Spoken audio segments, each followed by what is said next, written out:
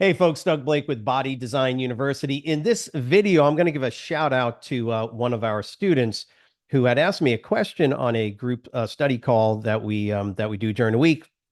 It was a really good question because he wanted to know a little bit more about volume, right? So why, when we talk about volume in a workout, we focus on the number of repetitions for total volume versus sets. So to answer his question, I basically gave him a very simple answer, but it led to a more sort of elaborate conversation about the concept of volume itself. And so the question is why don't we base volume on the number of sets that we do? Why do we focus it on repetitions? And the simple answer is that repetitions is the lowest common denominator in a workout. So in other words, I can do 10 sets, 5 sets, 3 sets, but the next or the most fundamental common denominator is not a set, it's the actual number of repetitions performed within that set. So whether I do 1 set, 2 sets, or 10 sets,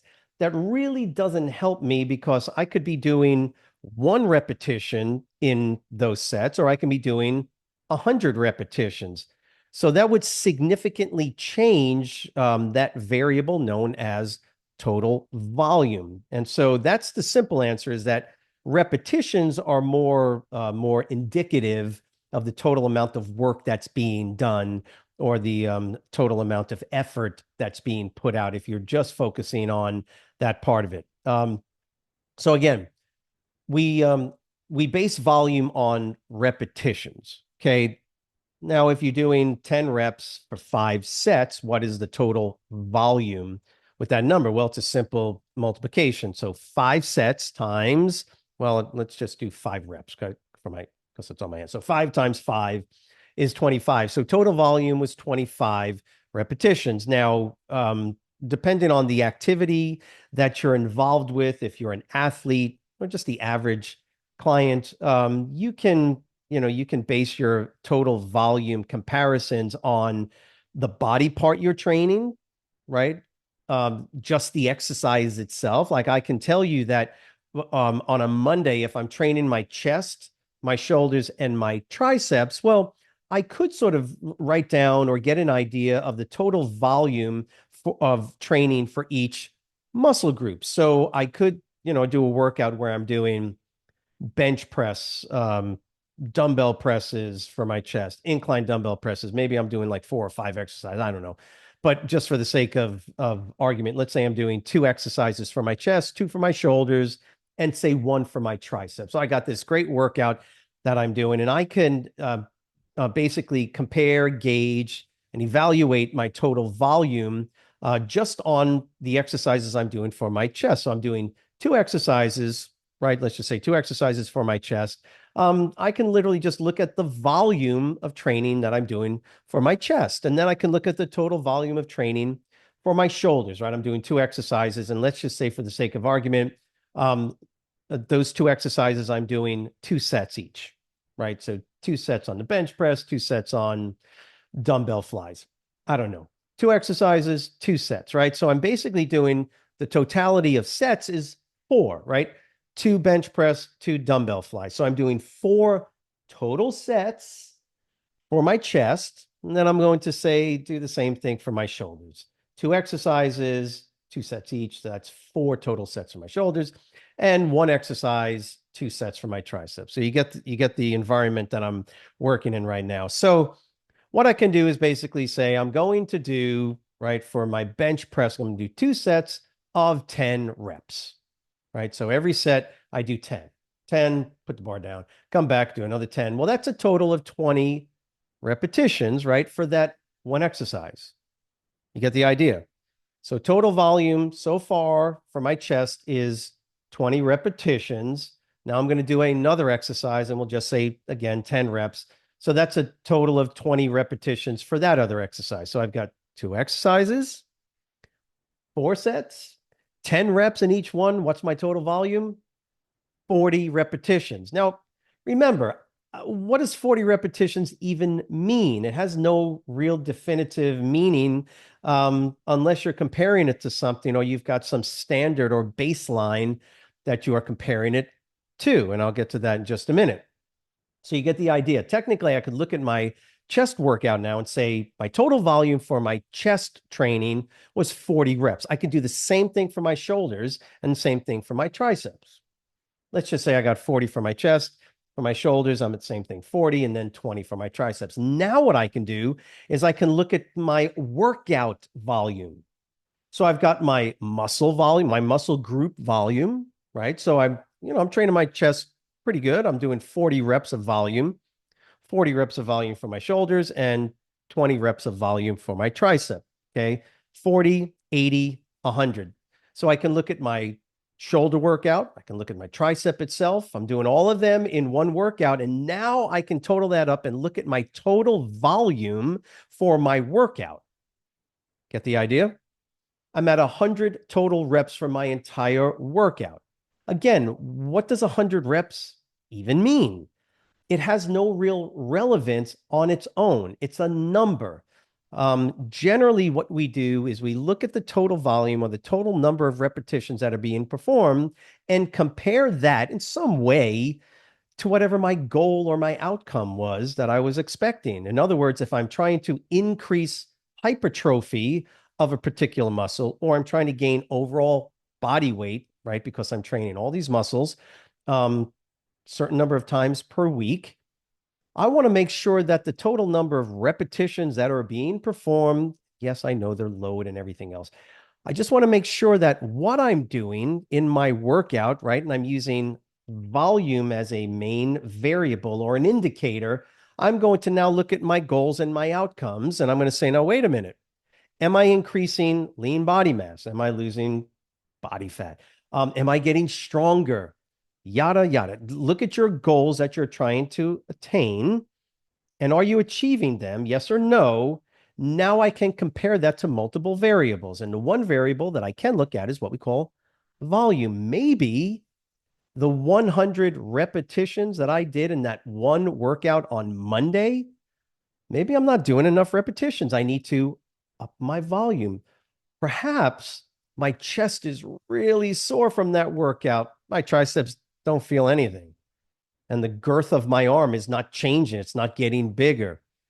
And yet, when I measure my chest, right, just as a for instance, I know my back is in there, but maybe it's staying exactly the same. Well, what do I do? Well, I can, of course, look at nutrition, but if I'm using volume as one variable, maybe I'm doing too much, quote, too much for my pecs, not enough for my tricep. And then I look at my workout stuff that I've been writing down, and I'm like, I'm doing the same amount of repetitions, or I'm doing the quote, the same volume of training on my chest as on my shoulders, and my shoulders appear to be getting bigger, right? I should be measuring those. My chest is not. Well, maybe now I've got a variable I can look at and make a modification to. Maybe I need to increase the volume or number of repetitions on my pecs.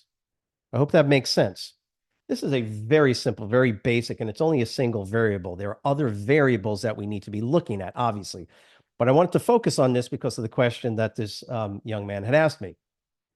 That is the concept of volume. Now, and again, the other variables that are really critical is going to be the total load that you're using on these exercises, right? And that's where the next part of this comes in, because even though I'm doing 100 repetitions, right, in my total workout, well, 100 reps might be exactly what you need for that total workout. And let's look at just the chest workout part of it, which in my example, I used 40 reps as my total volume. Well, maybe 40 reps is not enough. Maybe 40 reps is perfect. How would I know? This is where the total load or the amount of resistance that you're using comes into play. Because remember, I told you that in this fictitious workout, I'm doing 2 exercises, 10 reps for each set. Well, now wait a minute. Is the 10 reps I'm doing to complete failure because I'm using 200 pounds, or am I just doing 10 reps to where it kind of hurts because I'm using 150 pounds? You see, if I don't know the total load or the weight associated with that volume, I can't really tell whether or not the volume is sufficient or it's not sufficient. This now is where we add load to our total volume. And this is the second way that we measure total volume. In other words, now what we do is we add this other variable of load. So now what I can say is I did 40 reps as my total volume for my chest workout, but it's not really specific targeted enough. Now what I want to do is I want to multiply those number of repetitions by the total amount of weight I used. Okay, so let me give you the example. I'll stick with the 2 sets or 2 sets per exercise. So 4 total sets in my chest workout. So I do bench presses. I'm going to do 2 sets. I'm going to try and get 10 reps on those 2 sets. I'm going to use 200 pounds on my bench press. So I got 200 pounds. Watch how I do this. 200 pounds times 10 reps, okay, times 2 sets. Now I have a much larger number, obviously, but it's a little bit more exact in what I actually did to my pecs versus just saying I did total of 40 reps. So I would say, right, let's just say we did 100 pounds, 100 pounds, 200 pounds, 200 pounds for my bench press. I multiply those numbers out, and that gives me a number. And then I look at my next exercise. Let's say I'm doing dumbbell flies with 40-pound dumbbells. I did 40 pounds times 2 sets. So that's 80 now, right? And now I multiply that by 10 reps. 80 times 10 is 800. So now I've got a new variable, a new number, and that's going to be 800 pounds is what I moved, okay? So volume in the first instance is total number of reps. Volume in the next instance is going to be total pounds that I moved for that particular muscle group that I'm working. Hope that makes sense. I did 40 total reps, right? But those 2 different exercises had 2 different weights. I multiply the weight times the number of reps times the number of sets, and that's the total poundage that I moved. Now I can make some adjustments or changes as needed. Instead of using 200 pounds, perhaps I need to add a little bit more resistance, and that would obviously change that second way of measuring volume. I go from 1,000 pounds that I push, maybe I need to push more poundage during that particular workout. Now I would add, instead of 200 pounds, for instance, I would put 210 pounds, and now that would change that same workout from whatever that number was. Now it's going to be a higher volume based on load.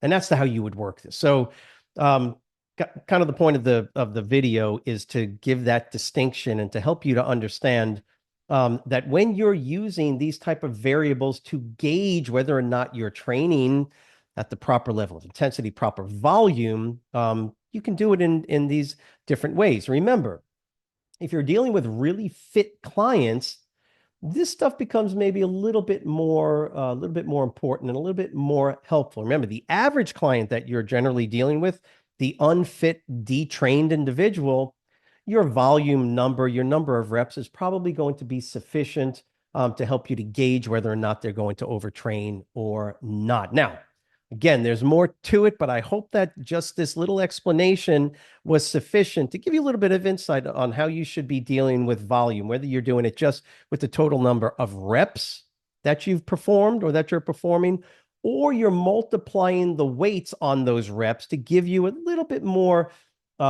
scratching below the surface or being a little bit more granular in your data collection on your volume, again, by adding the load to it as well. If it was helpful, or at least you understand how I went over this, please write the word understand in the comment box below. Remember to, if you haven't done so, subscribe to our channel, give us a thumbs up. You can share the video, obviously, and just let us know how we can be of assistance to you. Hope it was helpful. Have a great week. We'll see you next week. Bye.